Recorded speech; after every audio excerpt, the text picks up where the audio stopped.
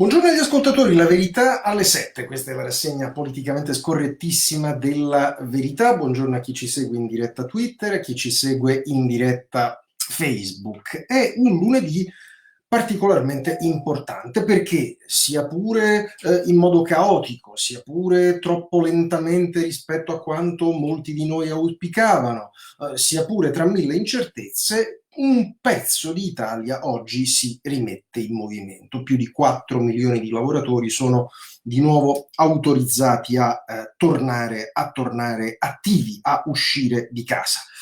Naturalmente il weekend che si è concluso è stato un weekend di caos in cui il governo ci ha messo del suo con, come vogliamo dirlo gentilmente, con una curiosa riscrittura della gerarchia delle fonti del diritto.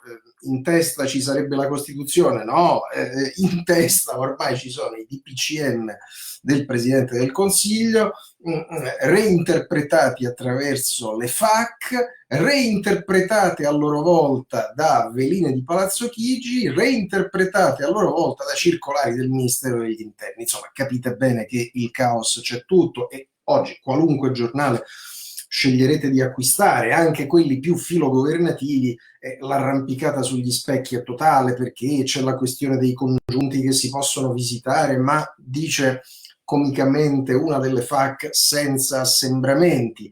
Restano fuori gli amici, no alle seconde case, su cui però bisogna continuare a pagare le tasse, la corsetta sì, la passeggiata quasi no, insomma la confusione regna sovrana. Dentro questa confusione il Presidente del Consiglio Conte, protagonista ieri di una amplissima intervista sulla Stampa, cui il direttore Giannini lo paragonava a Aldo Moro, mentre contemporaneamente su Repubblica Eugenio Scalfari lo accostava a Cavour, approfittando del fatto che naturalmente Cavour per evidenti ragioni non era in condizione né di difendersi né di protestare. Su questa, diciamo, surreale intervista torna oggi Maurizio Belpietro sulla Verità. Cos'altro c'è? Beh, naturalmente la questione MES che aleggia. Oggi ascolterete diverse opinioni in questa rassegna. A favore, a corpo morto, a favore Enrico Letta, protagonista nei giorni scorsi di un infortunio linguistico per fare quello che parla inglese, voleva fare un po' il gretino che parla inglese, voleva parlare di inquinamento e gli sembrava non abbastanza figo dirlo in italiano, ha pensato di usare l'inglese pollution, ma adattato all'italiano. Ne è uscito tragicamente la parola polluzione che, come è noto soprattutto ai maschietti in ascolto, in italiano vuol dire un'altra cosa, diciamo, una sorpresa notturna che può capitare ai maschietti. Ma Letta, incurante, diciamo così, dei guai della polluzione, si ripresenta oggi con la sicumera di sempre. Curiosamente, ma forse chissà se è così curioso, Renato Brunetta oggi sul giornale non trova di meglio che attaccare l'intervento di ieri di Matteo Salvini sul Sole 24 Ore, sul MES, ma non solo sul MES, sulla strategia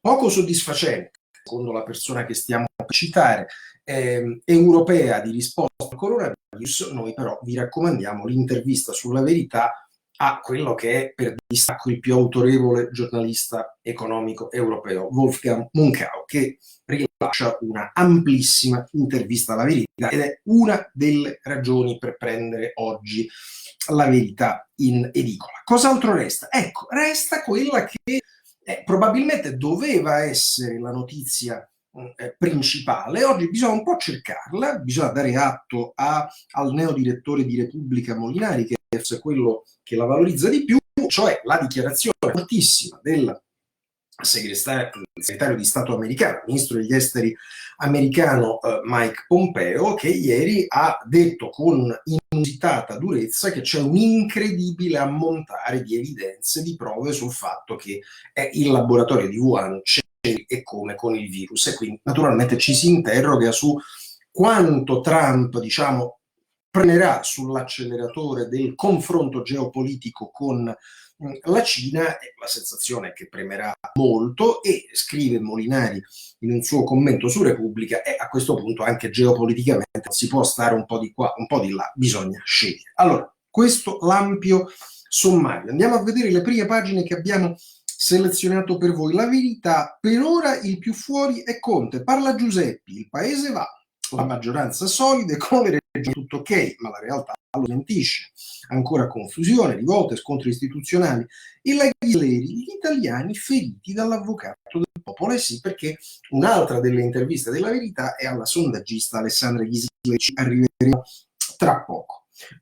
A vedere qualche altra apertura, il Corriere della Sera, come sempre con tono solenne si riportano le dichiarazioni di Giuseppe Conte, che ieri sera all'ora della cena ha fatto un altro fervorino, stavolta via Facebook, agli italiani, dicendo che bisogna lavarsi le mani, che bisogna essere seri, responsabili, e il Corriere della Sera lo mette in pagina con grande pompa: l'ora della responsabilità, appello di Conte. Così il Corriere della Sera, giornale più filogovernativo di tutti, oggi perfino più del fatto che invece introduce un elemento, diciamo, di preoccupazione: nord-sud, esodo da paura, da oggi fase 2, in migliaia pronti a partire. Il giornale che invece pone l'attenzione, e anche questo è un corno importante della questione, sulla bomba fiscale che si prepara a giugno, fregatura, riaprono anche le tasse, che per la verità non hanno mai chiuso se non per brevi rinvii. Repubblica: doppia apertura, la metà superiore, anche se non è il vero e proprio titolo d'apertura, è su Pompeo che accusa la Cina, colpevole dell'epidemia, mentre l'apertura vera e propria è alla infausta intervista dell'ineffabile consulente del governo Walter Ricciardi, che anziché nascondersi da qualche parte dopo tutte le cose dette nella prima parte di questa crisi, quando ammoniva sul fatto di non fare tamponi agli asintomatici, cosa che invece è risultata, come sappiamo, positivamente decisiva in Veneto, torna a parlare e minaccia: se il virus torna chiudiamo. Quindi con l'aglietta di un professore che nessuno ha eletto, dice: io vi sbatto dentro e vi sbatto e lo stabilisco io come comitato scientifico, naturalmente. E infine La Stampa, che sente la ministro degli interni, diciamo meglio, evitiamo boldrinismo, Luciana Lamorgese, che dice: ecco le regole per ripartire. Allora, questo è il quadro. Da cosa cominciamo? Non c'è dubbio, da Maurizio Belpietro. Facciamoci aiutare dal direttore della Verità a inquadrare la giornata politica. Belpietro fa un passo indietro per poi farne due in avanti. Il passo indietro è all'intervista di ieri di Conte alla Stampa, intervista un po' stravagante, i pericolosi sogni d'oro del premier Camomilla è il titolo, e prendiamo qualche stralcio.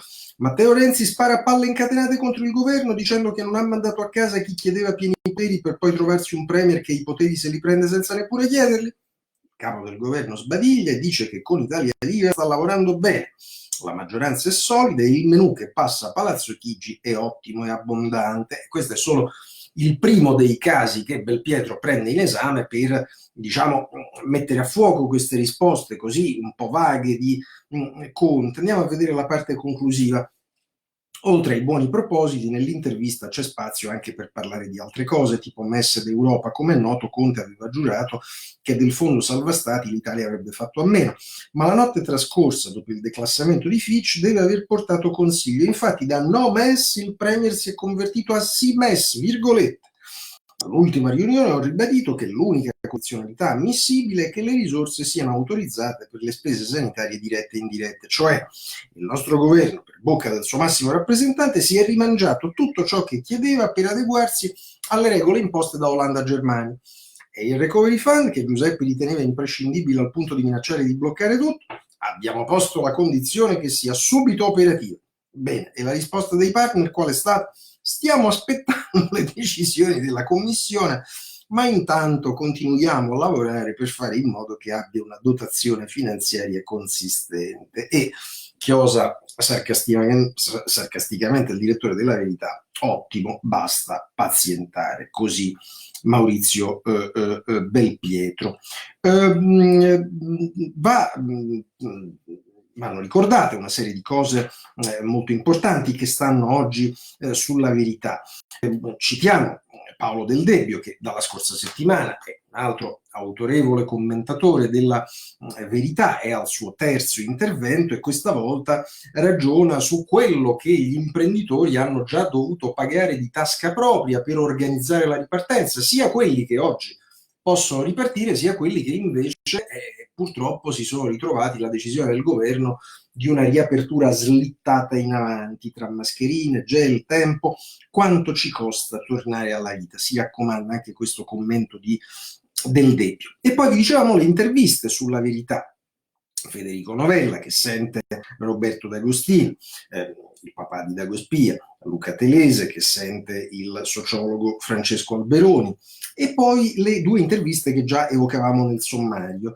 Alessandra Ghisleri, sentita da Alessandro Rico, che dice: gli italiani si sentono feriti da Conte, il Premier non ha mantenuto le aspettative che aveva creato, rischia il contraccolpo. Da lui e dagli esperti, comunicazione troppo confusa e la gente inizia a pensare che l'Europa non serve. Guardatela questa intervista perché è piena di spunti. Interessanti le risposte della Ghisleri, importanti le domande che gli pone Alessandro Rico. E poi l'altra intervista che davvero va guardata è quella con Wolfgang Munkau, lo sapete, fondatore e direttore di Eurointelligence.com, editorialista del Financial Times, commentatore principe delle questioni economiche a livello europeo. E guardate che le spara forti una serie di commentatori economici italiani questa mattina rispetto al loro abituale caffè tiepido avranno un caffè più forte, perché dice Munkau: l'Italia da 10 anni in Europa di fatto va contro i propri interessi, cioè continua ad accettare accordi o contrari ai propri interessi oppure tali che lei contribuisca ma non ne benefici. Dice su Emmanuel Macron: guardate, non pensate che Macron alla fine si sfili dall'accordo con la Germania, sì, vorrebbe persuaderla verso gli eurobond, eccetera, ma siccome questo non accadrà, si allineerà e quindi non si facciano illusioni Italia e Spagna.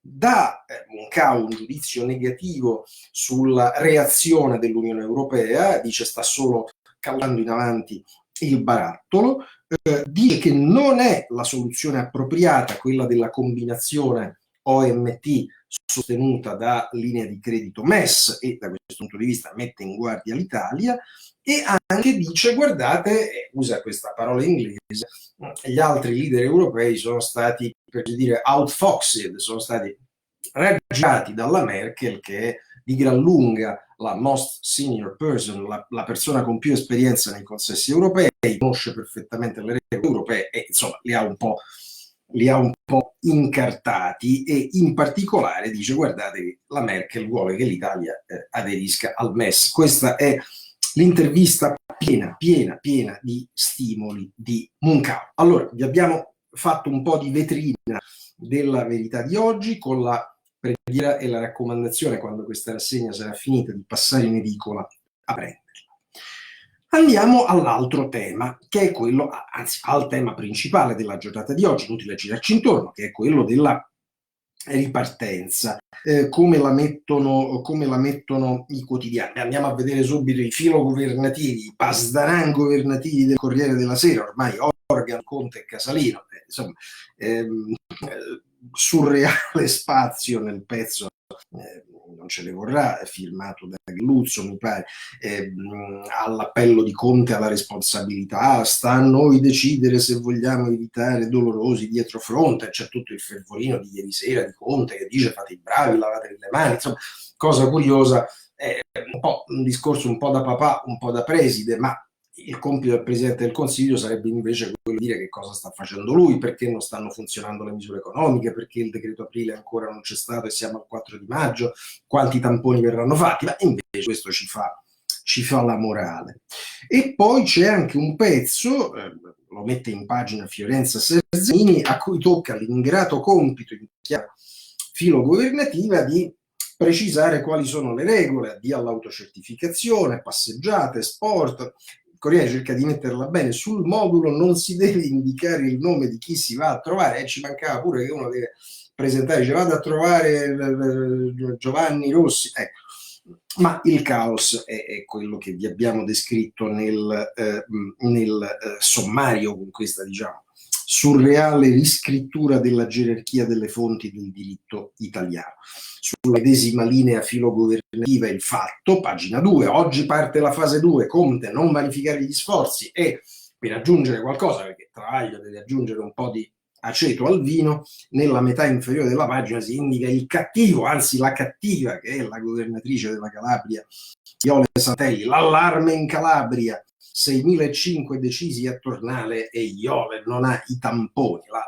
La Santelli, siccome ha, a mio avviso, meritoriamente tenuto il punto rispetto alle minacce del governo, ieri il solito Francesco Boccia ha minacciato di impugnare la sua delibera sui bar, la Santelli è stata eletta a cattiva per la stampa filogovernativa.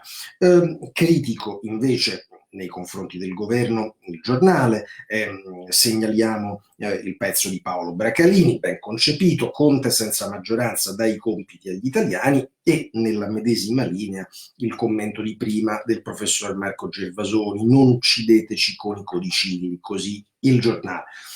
Molto divertente, anzi per distacco la cosa più divertente della giornata, la fotonotizia commentata da Osho sulla Prima del Tempo, c'è un Conte con l'aria del preside che dà le indicazioni, anzi in questo caso del papà, e il titolo è Massimo a mezzanotte a casa, e il titolo del Tempo è Ci tocca pure il pistolotto di Conte sulla riapertura.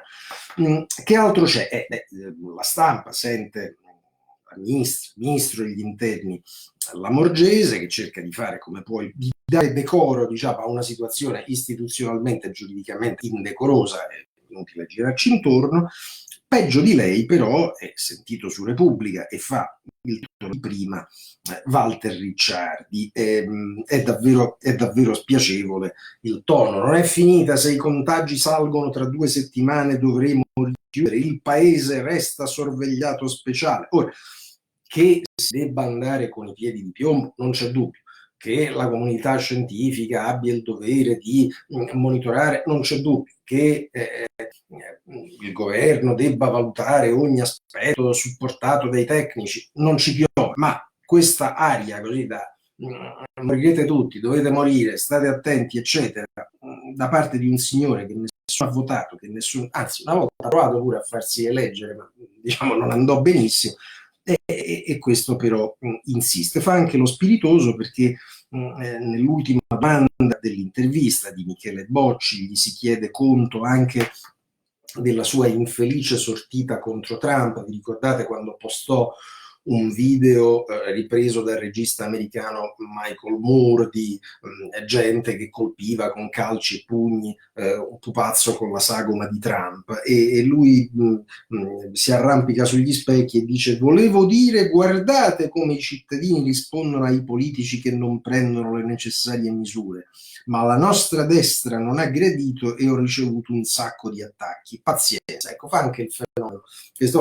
La colpa però non è sua, è del governo che non l'ha cacciato, perché in un paese normale il consulente del governo che si permetta attacchi così grevi e gratuiti nei confronti del presidente americano non può rimanere al suo posto. Quelle cose le puoi fare da libero cittadino, ma non fai il fenomeno in questo modo, avendo una funzione pubblica. Spostiamoci sul lato politico. Che cosa c'è da segnalare sul lato sinistro?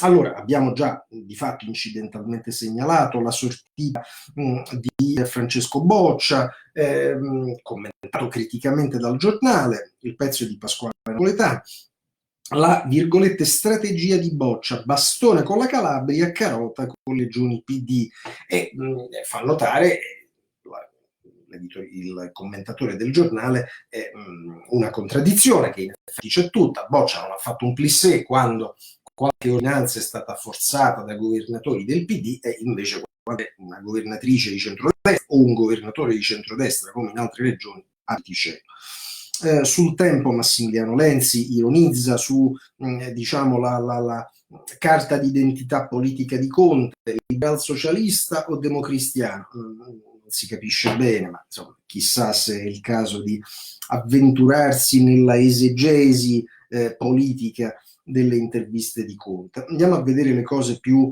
invece concrete, lo stato di salute, la fibrillazione. Secondo Amedeo La Mattina sulla Stampa, tra Conte e Renzi i nervi sono sempre più tesi, il Premier ci ascolti, ma nel pezzo di La Mattina, non abbiamo tempo di leggerlo, ma ve lo segnaliamo, l'aspetto politico più, diciamo, interessante, in retroscena, è quello secondo cui Renzi avrebbe detto, si intuisce nel pezzo attraverso Gianni Letta, con cui è in contatto costante: caro Berlusconi, se vuoi io esco e tu entri, e Berlusconi avrebbe detto no a questo tipo di scenario, preferendo, diciamo così,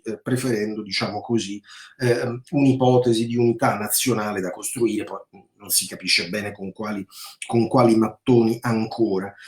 Mentre Annalisa Cuzzocrea su Repubblica ci descrive un Conte ancora diciamo soddisfatto dei sondaggi, ma attenzione, perché la Ghisleri sulla Verità dà un quadro invece molto meno rassicurante per Conte.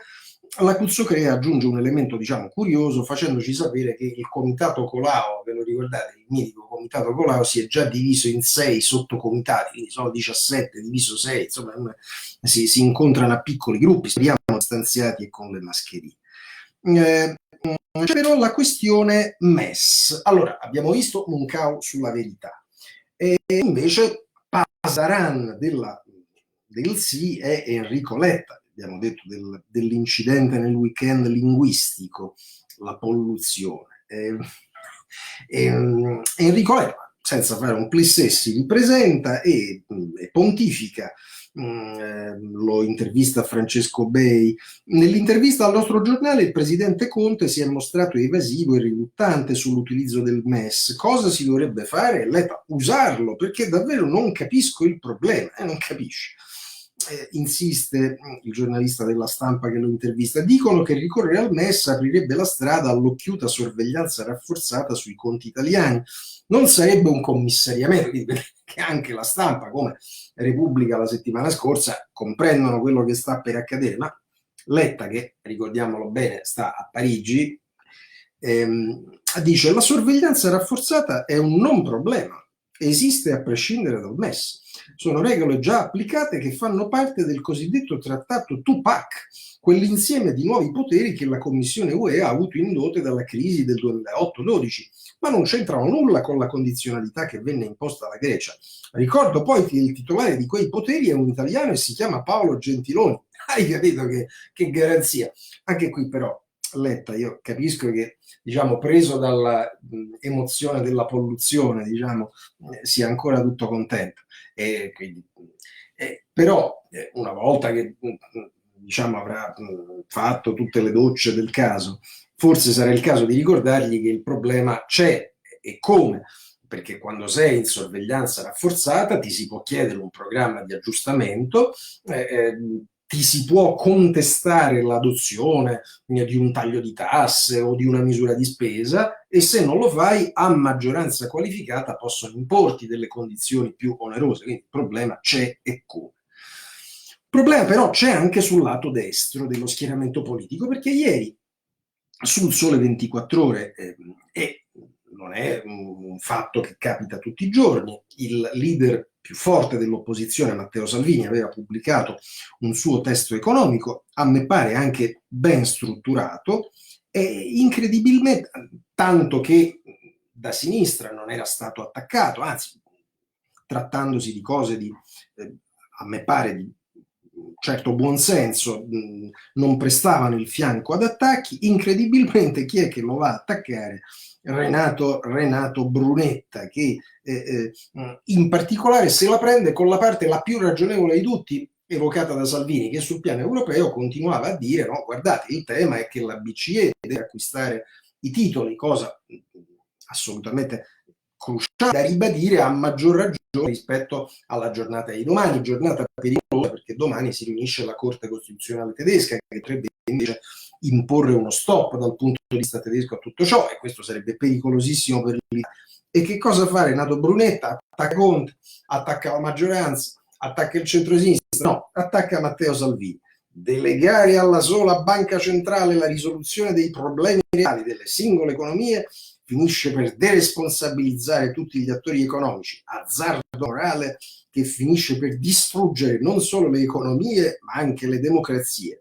Delegare la soluzione della crisi alla sola BCE porta al suicidio della politica. Così, Brunetta, un po' curioso due volte, una prima volta perché tutto questo armamentario che Brunetta critica servirebbe proprio a fermare l'impennata dello spread, con cui Brunetta, allora giustamente, non crediamo sia un caso di omonimia, ci ha fatto una testa così sul complotto dello spread nel 10, nell'11, nel 13, però adesso nel 20 evidentemente il professor Brunetta ha cambiato avviso. E poi la seconda cosa è che la richiesta alla BCE di un ruolo più assertivo significherebbe mica fare una cosa stravagante, ma allinearsi a ciò che fa la Fed negli Stati Uniti, la Bank of Japan in Giappone, la Bank of England nel Regno Unito. Quindi, francamente, ma attenzione al punto politico. La notizia è che un esponente di Forza Italia, si tratta di capire se lo faccia come singolo o come strategia,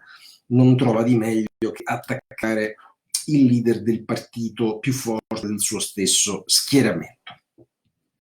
Che cosa resta da segnalare oggi prima di passare alla pagina internazionale? Allora, qua e là trovate notizia della ipotetica nascita di un quotidiano edito da Carlo De Benedetti, l'ex editore di Repubblica, come sapete scontentissimo di quello che Repubblica è diventata sotto il nuovo cappello editoriale Gedi guidato da John Elkann. Allora si diceva da giorni De Benedetti lancerà un nuovo quotidiano, si erano fatti i nomi di firme autorevoli di Repubblica, Lerner, Ezio Mauro, Francesco Merlo, che sarebbero dovuti passare con lui, ma alcuni saggi sapevano che quelle firme sono, diciamo, onuste di glorie e di contratti. Ieri Dagospia diceva che uno di questi avrebbe un contratto da 320.000 euro annui e è presumibile che alla telefonata di De Benedetti abbia detto no, io resto dove sto. Morale, si fa il nome di Feltri, non Vittorio, non Mattia, ma Stefano Feltri, la firma del Fatto Quotidiano, per firmare questo quotidiano che si chiamerebbe Domani. Ne parliamo domani. Invece il tema importante, sottovalutato colpevolmente da molti, è quello della scuola, dove il caos si annuncia clamoroso. Fa molto bene, a mio avviso, il vice direttore della Verità Francesco Borgonovo ad accendere i riflettori dicendo la scuola a metà, perché sapete che la Azzolina venerdì ha annunciato questa soluzione pazzotica per cui a settembre per 3 giorni a settimana va a metà classe, per altri 3 l'altra a metà classe, gli altri stanno a casa, però fa notare Borgonovi, guardate che gli svantaggi sono pazzeschi per i genitori, perché non tutti hanno il computer a casa, perché qualcuno lo deve dividere con il papà e con la mamma, perché comunque così l'anno scolastico inizia nel caos. E a me pare che Borgonovo abbia ragione da vendere, anche perché poi tutti i paesi che hanno riaperto, Danimarca, Germania, eccetera, nessuno si è sognato questo pasticcio, questo risico scolastico. Non si capisce perché noi, essendo i primi di maggio e dovendo riaprire a settembre, con 4 mesi per organizzarci, dobbiamo stare in questo limbo. Ieri l'Azzolina ha provato a dire che forse non è stata interpretata male, però oggi viene intervistata sul fatto e l'unica cosa che chiarisce è non cresceranno le ore per i professori. Il messaggio al sindacato: state tranquilli, non vi sarà richiesta, non mi sia mai neanche mezz'ora di lavoro in più, così la Azzolina. Sul versante economico, il presidente designato di Confindustria, Carlo Bonomi, viene sentito dal Corriere della Sera, fa delle proposte, intervistato da Rita Queste, a me pare anche di grande consenso, sblocco delle opere già finanziate, rilancio degli incentivi di Industria 4.0, pagamento dei debiti dello Stato e quindi dei crediti a favore delle imprese. Poi però è un po' curioso, diciamo così, un'altra parte del ragionamento sintetizzata nel titolo: i soldi a pioggia finiscono presto. Sì, veramente non sono mai piovuti, se non questi 600 euro. Quindi diciamo molto bene la parte in cui Bonomi indica la necessità di interventi strutturali, antitasse, tutto da sottoscrivere, però diciamo anche una parte di contributo a fondo perduto nel momento della protezione, dell'apertura dell'ombrello sarebbe stata necessaria. Dicevamo che non tutti i giornali valorizzano adeguatamente la uscita molto forte dal punto di vista geopolitico del segretario di Stato americano Mike Pompeo, che dice ci sono forti evidenze del coinvolgimento di Wuhan e del laboratorio di Wuhan nella fuoriuscita del virus. Sul Corriere della Sera bisogna arrivare alle pagine 22 e 23, pezzi di Olimpio e Sarcina, sul Fatto una colonnina a pagina 3, sul Giornale a pagina 15. I due giornali più attenti sono oggi La Stampa, che riporta il tema a pagina 2, ma attenzione perché già a pagina 1 è annunciata un'altra voce autorevole dell'amministrazione americana, in questo caso il segretario della difesa Mark Esper, che dice state attenti a come la Cina e pure la Russia usano, diciamo, questa situazione per avere più potere e più influenza in Italia. E Paolo Mastrolilli a sentire Mark Esper. Mentre sullo specifico di Pompeo è Repubblica che fa il titolo, diciamo, di apertura, se non il più evidente della pagina, e poi un paio di pagine all'interno e il commento di Maurizio Molinari, il terzo fronte della pandemia, cioè dice Molinari, oltre alla parte sanitaria e a quella economica si apre la contesa geopolitica e la conclusione è, mi pare, molto condivisibile. Ciò significa che la nuova guerra fredda USA-Cina, iniziata sul terreno dei dazi commerciali e delle crisi regionali, investe ora genesi e impatto del virus, aprendo le porte a una crisi internazionale dalle conseguenze difficili da prevedere, ma che obbligherà ogni Stato, inclusa l'Italia che ha pagato uno dei prezzi di vita più alto, a prendere posizione. Cioè, dice Molinari, non è che si può, diciamo, furbescamente stare un po' qua, un po' là. La partita geopolitica è aperta. Le segnalazioni conclusive. Allora, l'antesignana era stata Laura Boldrini, che aveva detto ma qui nelle task force servono più donne, e potevano mancare all'appello altre deputate e senatrici. Eccole qua: Valeria Fedeli, Valeria Valente, Emma Bonino. Un appello a Conte da 16 senatrici, racconta Monica Guerzoni sul Corriere della Sera. Più donne nelle task force. Diciamo, non ci sorprendono la Fedeli e la Valente, ormai non ci sorprende più neanche Emma Bonino, che è intercambiabile con queste qua. Una volta la Bonino avrebbe detto chiudete le task force, invece adesso dice facciamo la quota rosa nella task force, sic transit, eccetera, eccetera. Pro Conte, scatenato il professor Pasquino sul Fatto, un'intervista, insomma, io sol combatterò, procomberò sol io. Pasquino in tante occasioni cauto, stavolta invece si lancia all'arma bianca. Chi può essere così stupido da fare una crisi di governo? È ridicolo accusare Conte di una svolta autoritaria, è folle pensare di sostituirlo durante la pandemia. Insomma, va tutto bene, è tutto meraviglioso per il professor Pasquino, che in questo è scavalcato solo dal Foglio, con il direttore Cerasa che dice diffidate delle vestali della Costituzione aggirata. Va tutto bene anche giuridicamente, e ancora più di Cerasa. Quindi Cerasa scavalca Pasquino. Chi scavalcherà Cerasa, è inutile dirlo, è Giuliano Ferrara. È Giuliano Ferrara che, fiammeggiante anche oggi, andiamolo a ritrovare, dove si è abilmente nascosto.